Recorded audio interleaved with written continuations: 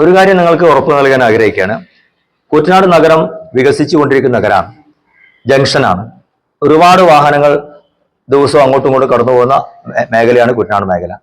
ആ പ്രദേശത്തിന്റെ സമഗ്ര വികസനത്തിന് വേണ്ടി കേന്ദ്ര ഗവൺമെന്റുമായി സഹകരിച്ചുകൊണ്ട് എന്താണോ ചെയ്യാൻ സാധിക്കുക അതിന്റെ സാധ്യതകളെല്ലാം അന്വേഷിച്ചിട്ട് തീർച്ചയായിട്ടും ഓവർബ്രിഡ്ജാണ് ആവശ്യമെങ്കിൽ ഓവർബ്രിഡ്ജ്, ഫുട് മേലെയുള്ള ഓവർബ്രിഡ്ജ്, ഇനി അതല്ല അതിന്റെ വികസനത്തിന് ആവശ്യമായ ഒരു പ്രൊജക്ട് സമർപ്പിച്ച് പ്രത്യേകിച്ച് ഞാൻ നേരത്തെ പറഞ്ഞത് ഈ ശ്രീധരൻ സാറെ പോലെ ആൾക്കാരുമായിട്ട് സംസാരിച്ച് അദ്ദേഹം റെയിൽവേ സംവിധാനമാണെങ്കിലും അപ്രോച്ച് റോഡുമായി ബന്ധപ്പെട്ട അദ്ദേഹത്തിന് ചില കാഴ്ചപ്പാടുകൾ ബാക്കിയുണ്ട്. ഇവരോടൊക്കെ സംസാരിച്ച് കുട്ടനാട് നഗരത്തിന്റെ വികസനത്തിന് ആ റോഡ് വികസനം ഇപ്പൊ താങ്കൾ പറഞ്ഞ കറക്റ്റാ, ഒച്ചിഴയുന്ന വേഗത്തിലായതുകൊണ്ടാണ് വ്യാപാരികൾ അവിടെ പ്രതിഷേധ ബോർഡുകൾ വെച്ചിട്ടുണ്ട്. ഇവിടെ കുട്ടനാട് നഗരത്തിൽ ഞാൻ വരുമ്പോൾ കണ്ടു വ്യാപാരികളുടെ പ്രതിഷേധ ബോർഡുകൾ ഞാൻ കണ്ടിട്ടുണ്ട്. അത് ഉച്ചഴിയുന്ന വേഗത്തിലാണ്. അപ്പൊ അത്തരം സംവിധാനത്തിൽ എന്താണോ MLA ആയി കഴിഞ്ഞാൽ MLAക്ക് ചെയ്യാൻ കഴിയുന്ന ചില കാര്യങ്ങളുണ്ട്. ആ സാധ്യതകൾ പ്രയോജനപ്പെടുത്തിക്കൊണ്ട് തൃത്താലയുടെ റോഡ് വികസന കൺജങ്ഷൻ ഒഴിവാക്കിയിട്ടുള്ള പദ്ധതികൾക്ക് നേതൃത്വം നൽകാൻ എന്റെ ഭാഗത്ത് പരിശ്രമം ഉണ്ടാകും. അതിന്റെ സാധ്യതകളെ ഒന്ന് പഠിച്ചതിന് ശേഷം മാത്രമേ ഇപ്പൊ പറയാൻ സാധിക്കൂ, അല്ലാത്തൊരു കാര്യം നമുക്ക് പറയാൻ സാധിക്കില്ല. ഒരു വികസന റോഡിന്റെ കാര്യത്തിൽ ഇപ്പൊ ഞാൻ ഇന്നലെ മുതലൊക്കെ റോഡുമായി വാഹന പര്യടനം നടത്തിക്കൊണ്ടിരിക്കുന്ന സമയത്ത് എന്റെ നടു ഒടിഞ്ഞു. ഇനിയിപ്പോ 3 ദിവസം കൂടെ ഇങ്ങനെ പോകാൻ റോഡാ. ഗ്രാമീണ റോഡുകളെല്ലാം തകർന്ന് തരിപ്പണമായിരിക്കുന്നു. തൊട്ടു മുമ്പുള്ള MLA ആയിരുന്ന അദ്ദേഹത്തിന്റെ നാട്ടിൽ ഇന്നലെ ഞാൻ പോയത് പട്ടിത്തറ പഞ്ചായത്തിൽ ഒതലൂർ. ആ ഒതലൂർ മേഖലയിലൊക്കെ പോയ സമയത്ത് സങ്കടം വന്നുപോയി. 150 പേര് കഴിഞ്ഞ പഞ്ചായത്ത് തെരഞ്ഞെടുപ്പിൽ ബഹിഷ്കരിച്ചു. അദ്ദേഹത്തിന്റെ വാർഡിലെ 150 പേര് തെരഞ്ഞെടുപ്പ് ബഹിഷ്കരിച്ചു. ഒരു വികസനം അവിടെ നൽകുന്നില്ല, ഒന്നും ചെയ്യുന്നില്ല. ഏതെങ്കിലും സ്ഥലത്ത് നല്ല റോഡ് കണ്ടപ്പോൾ എന്താ കണ്ടതെന്നറിയോ? അത് പ്രധാനമന്ത്രി സടക്ക് യോജനയുടെ ഭാഗമായിട്ടാണ്. ബാക്കി ഗ്രാമീണ റോഡുകളെല്ലാം തകർന്ന് തരിപ്പണമായിരിക്കുന്നു. എന്താ എനിക്ക് മനസ്സിലാവാത്തതുണ്ട്. ഒരു ജനപ്രതിനിധിയായിട്ടുള്ള ആൾക്കാരും മത്സരിക്കുന്ന ആൾക്കാരും ജനങ്ങളെ കൊഞ്ഞനം കുത്തിയാണ്, ജനങ്ങളെ വോട്ടുകുത്തി യന്ത്രങ്ങളായിട്ടാണ് അവർ കാണുന്നത്. എനിക്ക് സംശയം തോന്നുന്നു. ഞാൻ ആ കാര്യത്തിൽ ജനങ്ങൾക്ക് ഗ്യാരണ്ടി കൊടുക്കാൻ ആഗ്രഹിക്കുന്നു. ഞാൻ നേരത്തെ പറഞ്ഞല്ലോ, എന്റെ ആനുകൂല്യങ്ങളെല്ലാം ജനങ്ങൾക്ക് വേണ്ടി പദ്ധതികളോട് സഹകരിച്ച്, അതുപോലെ തന്നെ കേരളത്തിൽ ഇപ്പോൾ 2 MP ഉണ്ട്, സദാനന്ദ മാഷുക്കും അതുപോലെ തന്നെ PT ഉഷ MP-ക്കും ഏത് മണ്ഡലത്തിലേക്കും ഫണ്ട് നീക്കി വയ്ക്കാം.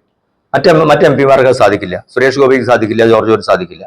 അപ്പൊ അവരുടെയൊക്കെ ഫണ്ട് എന്തായാലും തൃത്താല നിയോജക മണ്ഡലത്തേക്ക് എന്തെല്ലാം കേന്ദ്ര ഗവൺമെന്റ് സാധ്യതകളുണ്ടോ അതെല്ലാം പ്രയോജനപ്പെടുത്തിക്കൊണ്ട് താങ്കൾ സൂചിപ്പിച്ച പോലെ നഗരവികസനവുമായി ബന്ധപ്പെട്ട വിഷയത്തിലും അതുപോലെ തന്നെ മറ്റു എല്ലാ വിഷയത്തിലും ഞങ്ങളുടെ ഭാഗത്തുള്ള പരിശ്രമം. ഇവിടെ ചോദിക്കുന്നത് അവർക്ക് ഓസ്ട്രേലിയയിലാണ്, കാനഡയിലാണ്, അമേരിക്കയിലാണ്.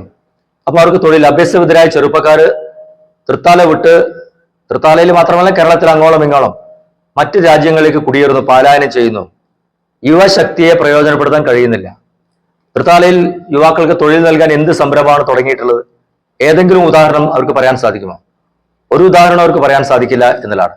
മഹിളാ ശാക്തീകരണത്തിന് യാതൊരു പദ്ധതിയുമില്ല. മഹിളകളാണല്ലോ നമ്മുടെ സമ്പത്ത് ശക്തി എന്ന് പറയുന്നത്. അവരുടെ തൊഴിൽ സംരംഭങ്ങൾ തുടങ്ങുന്നതിനും ശാക്തീകരിക്കുന്നതിനും യാതൊരു സംരംഭങ്ങളും ഇതുവരെ തുടങ്ങിയിട്ടില്ല എന്നുള്ളതും യാഥാർത്ഥ്യമായിട്ടുള്ള കാര്യം തന്നെയാണ്. നല്ലൊരു ആശുപത്രി ഇവിടെ ഇല്ല. എന്തെങ്കിലും ഒരു അപകടം പറ്റിയാൽ, ഗൗരവമായ അസുഖം വന്നു കഴിഞ്ഞാൽ പാലക്കാട്ടേക്കോ തൃശ്ശൂരിലേക്കോ കൊണ്ടുപോകേണ്ട അവസ്ഥയാണ്. ഒരു മന്ത്രിയുടെ മണ്ഡലമാണല്ലോ ഇത്. ആ മന്ത്രിയുടെ മണ്ഡലത്തിൽ എന്തുകൊണ്ടാണ് ഒരു നല്ല ആശുപത്രി ഇല്ലാത്തത്? നല്ലൊരു ഉന്നത വിദ്യാഭ്യാസം നൽകുന്ന സ്ഥാപനങ്ങളുണ്ടോ? നിലവിലുള്ള സ്ഥാപനങ്ങൾ തന്നെ പുതിയ കോഴ്സുകൾ തുടങ്ങാനോ നവീകരിക്കാനോ സാധിച്ചിട്ടില്ല. അതൊരു വലിയ വിഷയമായി തന്നെ അവിടെ നിലനിൽക്കുന്നുണ്ട്.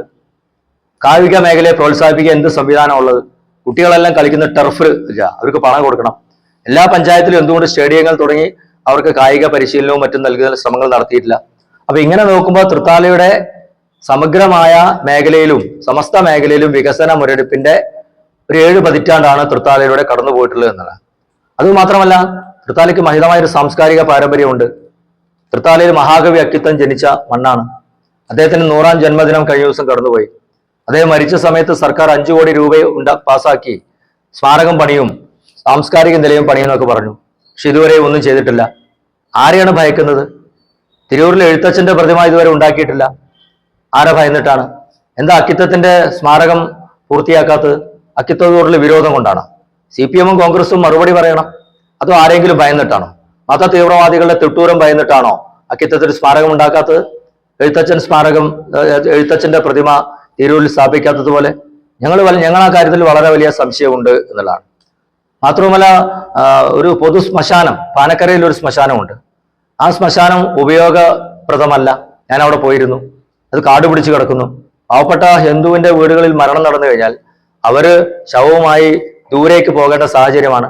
സ്ഥലം നൽകിയിട്ടുണ്ട്. 35 വർഷമായിട്ട് അവിടെ സ്ഥലമുണ്ട്. ആ പഞ്ചായത്ത് അതൊന്നും ചെയ്തിട്ടില്ല. ഒരു വഴി പോലും, ചുരുക്കിയൊരു വഴി പോലും ഇല്ല. എന്തുകൊണ്ടാണ് ഇത്ര അവഗണന എന്നുള്ളതാണ്. ഹൈന്ദവ ബിംബങ്ങളോടും ഹൈന്ദവ ഇത്തരം സംവിധാനങ്ങളോട് എന്തിനാണ് ഇവര് അയിത്തം കൽപ്പിക്കുന്നത്, എന്തിനാണ് അവഗണിക്കുന്നത് എന്നുള്ളത് ഒരു ചോദ്യചിഹ്നമായി തന്നെ നിലനിൽക്കുകയാണ്.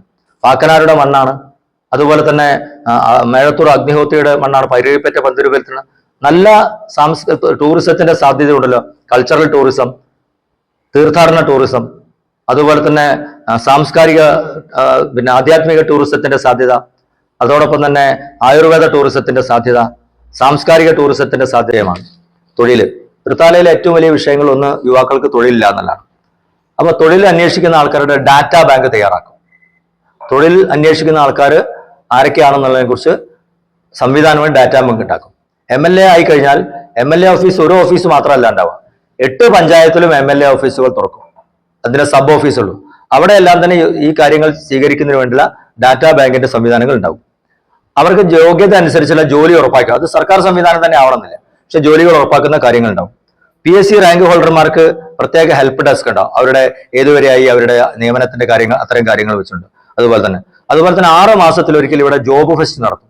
കേന്ദ്ര ഗവൺമെന്റിന്റെ സഹകരണത്തോടുകൂടി 6 മാസത്തിലൊരിക്കൽ ജോബ് ഫെസ്റ്റ്, യുവാക്കൾക്ക് തൊഴിൽ നൽകാൻ ആവശ്യമായ വിവിധ കമ്പനികളെ പങ്കെടുപ്പിച്ചുകൊണ്ടുള്ള ജോബ് ഫെസ്റ്റുകൾ സംഘടിപ്പിക്കും എന്നുള്ളതാണ്. മറ്റൊന്നുള്ളത് കേന്ദ്ര ഗവൺമെന്റ് പദ്ധതികളുണ്ട്. കേന്ദ്ര ഗവൺമെന്റ് പദ്ധതികളെല്ലാം ഇവിടെ അട്ടിമറിക്കപ്പെട്ടിരിക്കുകയാണ്. ഒരു വീട്ടിന് 10 പദ്ധതികൾ ലഭിക്കാനുള്ള സാധ്യതയുണ്ട്. അത് സൗജന്യ ഗ്യാസ് കണക്ഷൻ ആയിക്കോട്ടെ, ഒരു വർഷം 6000 രൂപ ലഭിക്കുന്ന കാര്യമായിക്കോട്ടെ, കുട്ടികളുടെ സുകന്യാ സമൃദ്ധി യോജന, മാതൃവന്ദൻ പദ്ധതി, അതുപോലെ സൗജന്യ അരി ലഭിക്കുന്ന പദ്ധതി, ആരോഗ്യ ഇൻഷുറൻസ് പദ്ധതി, ജനൌഷധി മെഡിക്കൽ സ്റ്റോറിൽ മരുന്ന് ലഭിക്കുന്ന പദ്ധതി, ഇങ്ങനെ ഒരു ഫാമിലിക്ക് 10 പദ്ധതിയെങ്കിലും ലഭിക്കുന്ന ഒരു സാഹചര്യം ഇന്ന് കേന്ദ്ര ഗവൺമെന്റ്. പക്ഷെ അതൊന്നും തന്നെ ഈ മണ്ഡലത്തിൽ നടപ്പിലാക്കിയിട്ട് അവർക്ക് ലഭിക്കുന്നില്ല. നേരിട്ട് ഗവൺമെന്റ് നൽകുന്ന 6000 രൂപയുടെ പദ്ധതിയൊക്കെ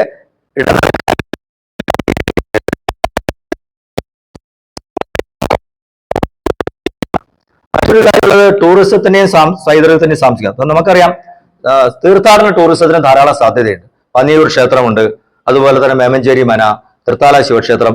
ഈ ക്ഷേത്രങ്ങൾ എല്ലാം അത് തിരുനാവായുമായിട്ട് കണക്ട് ചെയ്യും.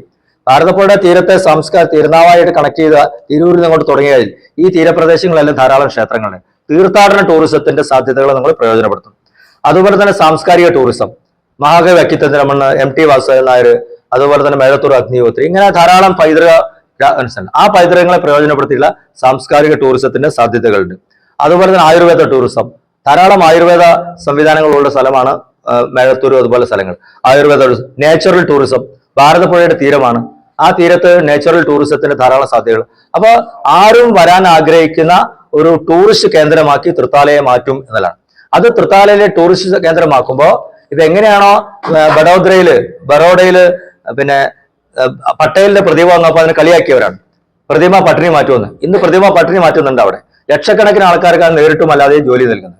അതുപോലെ തൃത്താലയെ ഒരു ടൂറിസ്റ്റ് ഹബ്ബാക്കി മാറ്റിയാൽ ധാരാളം ടൂറിസ്റ്റുകൾ തൃത്താലയിലേക്ക് വരും. വന്നു കഴിഞ്ഞാൽ നേരിട്ടും അല്ലാതെയും ആയിരക്കണക്കിന് ആൾക്കാർക്ക് തൊഴിൽ ലഭിക്കുന്നത്. കടലക്കച്ചവടക്കാരെ മുതൽ ടാക്സിക്കാർ മുതൽ ഹോട്ടൽ വരെയുള്ള ആൾക്കാർക്ക് ജോലി ലഭിക്കുന്ന സംവിധാനങ്ങളിലും അത് ഞങ്ങളുടെ പ്രധാനപ്പെട്ട ഒരു കാര്യമാണ്. അതുപോലെ തന്നെയാണ് സംരംഭകർക്ക് മേക്ക് ഇൻ ഇന്ത്യ പദ്ധതി, സ്റ്റാൻഡപ്പ് പദ്ധതി, സ്റ്റാർട്ടപ്പ് പദ്ധതി, മുദ്ര ലോൺ, ഇത് കേന്ദ്ര ഗവൺമെന്റ് പദ്ധതി. ഇതെല്ലാം പ്രയോജനപ്പെടുത്തി ചെറുകിട സംരംഭങ്ങൾ തുടങ്ങാൻ വേണ്ടി മഹിളകൾക്കും അതുപോലെ തന്നെ മറ്റ് മഹിളകൾ മാത്രമല്ല യുവാക്കൾക്കും തൊഴിൽ നൽകാൻ വേണ്ടിയിട്ടുള്ള ഹെൽപ്പ് ഡെസ്കുകൾ തുടങ്ങി അവർക്ക് സാമ്പത്തിക സഹായങ്ങൾ നൽകും എന്നുള്ളതാണ്. മറ്റൊരു പ്രധാനപ്പെട്ടതുമായി ബന്ധപ്പെട്ടാണ് നമുക്ക് എല്ലാവർക്കും ഒരു യുവജനങ്ങൾ ലഹരിക്ക് അടിമയായിക്കൊണ്ടിരിക്കുകയാണ്. ലഹരി വളരെ വലിയൊരു വിപത്തായി നമ്മുടെ മുന്നിലുണ്ട്. അപ്പോൾ യുവാക്കളുടെ കർമ്മശേഷിയെ ക്രിയാത്മകമായ രീതിയിലേക്ക് തിരിച്ചുവിടുന്നില്ല എന്നുള്ളതാണ്. അതുകൊണ്ടാണ് ലഹരിക്കും അതുപോലെ മറ്റു വഴിക്കും പോകുന്നത്. അപ്പൊ യുവാക്കളുടെ കർമ്മശേഷി ക്രിയാത്മക മേഖലയിൽ തിരിച്ചുവിടാൻ സ്പോർട്സിൽ അവർക്ക് താല്പര്യം ഉണ്ടാവും. യുവാക്കളാണ്, നല്ല എനർജറ്റിക് ആയിട്ട് പ്രായമാണ്.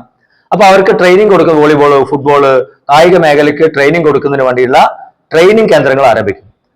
അവർക്ക് കളിക്കാൻ ആവശ്യമായിട്ട് കളിസ്ഥലങ്ങൾ ഉൾപ്പെടുന്ന എല്ലാ പഞ്ചായത്തിലും ആവശ്യമായിട്ട് സ്റ്റേഡിയങ്ങൾ ഉണ്ടാക്കും. മൾട്ടി പർപ്പസ് ആയിട്ടുള്ള സ്റ്റേഡിയങ്ങൾ ഉണ്ടാകും. അതുപോലെ തന്നെ അവർക്ക് വൈകുന്നേരങ്ങളിൽ എൻജോയ്മെന്റിന് വേണ്ടിയുള്ള സംവിധാനങ്ങൾ ഉണ്ടാക്കും. അത്തരം കാര്യങ്ങൾ അങ്ങനെ സ്പോർട്സ് വികസനത്തുമായി ബന്ധപ്പെട്ട കോളേജിന് പാക്കനാറുടെ പേര് നൽകുന്നത്. ഞങ്ങൾ ജയിച്ചു കഴിഞ്ഞാൽ തൃത്താല ഗവൺമെന്റ് കോളേജിന്റെ പേര് പാക്കനാർ സ്മാരക ഗവൺമെന്റ് കോളേജ് എന്നാക്കും. ദേശീയ വിദ്യാഭ്യാസ നയം കേരളത്തിൽ ഇപ്പൊ നടപ്പിലാക്കുന്നില്ല, ഒപ്പിടാൻ പോയി. ദേശീയ വിദ്യാഭ്യാസ നയം നടപ്പിലായിരുന്നെങ്കിൽ NEP പ്രകാരം അല്ലെങ്കിൽ PM ശ്രീ പ്രകാരം സ്കൂളുകൾക്കൊക്കെ കോടിക്കണക്കിന് രൂപ ലഭിക്കുമായിരുന്നു. അതൊന്നും നൽകിയിട്ടില്ല.